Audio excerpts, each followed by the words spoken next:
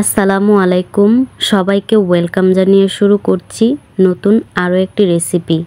আজকে খুব সহজে পুঁই পাতা দিয়ে পাকোড়া তৈরি করে দেখাবো।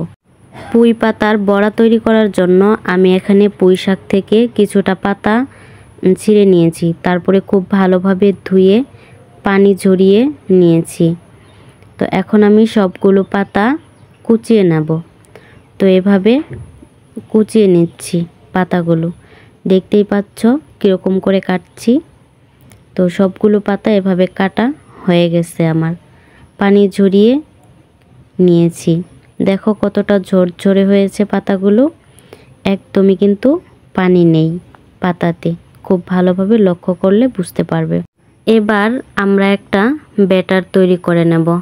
তার জন্য আমি চালের গুঁড়া আর বেসন নিয়েছি, তারপরে পেঁয়াজ কুচি আর কাঁচামরিচ কুচিয়ে রেখেছিলাম ওইগুলা দিয়ে দিলাম, পরিমাণ মতো আদা রসুনের পেস্ট দিলাম, আর জিরা বাটা দিয়ে দিলাম এখানে, আর মসুর ডাল বেটে রেখেছিলাম ওইগুলাও দিয়ে দিলাম, লবণ দিলাম পরিমাণ মতো, হলুদের গুঁড়া, মরিচের গুঁড়া পরিমাণ মতো।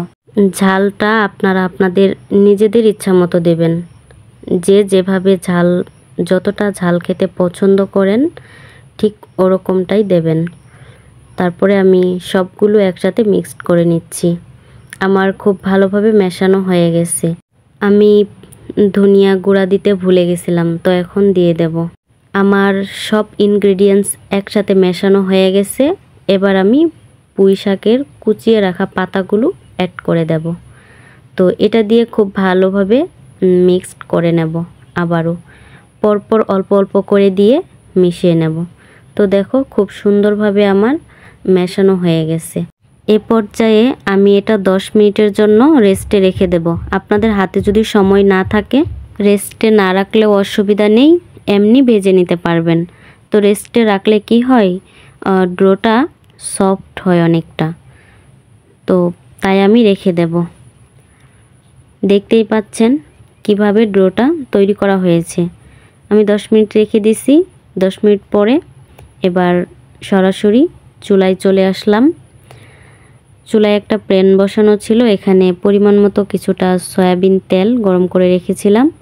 তো এখানে পরপর পাকোড়াগুলো দিয়ে দিলাম। চুলার আঁচ মিডিয়াম লোতে পাকোড়াগুলো ভাজতে হবে। বেশি তাপ দিলে অল্পতেই পুড়ে যাবে, ভেতরে কাঁচা থেকে যাবে, মুচমুচে হবে না। তাই তাপটা কমিয়ে হালকা আঁচে বড়াগুলো আস্তে আস্তে সময় নিয়ে ভেজে নেব। আমার অনেকটাই ভাজা হয়ে গেছে, আর একটু ভাজবো, মুচমুচে হবে।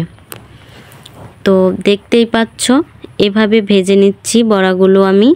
এটা বড়া বলা যায়, পাকোড়া বলা যায়, যার যেটা ইচ্ছা।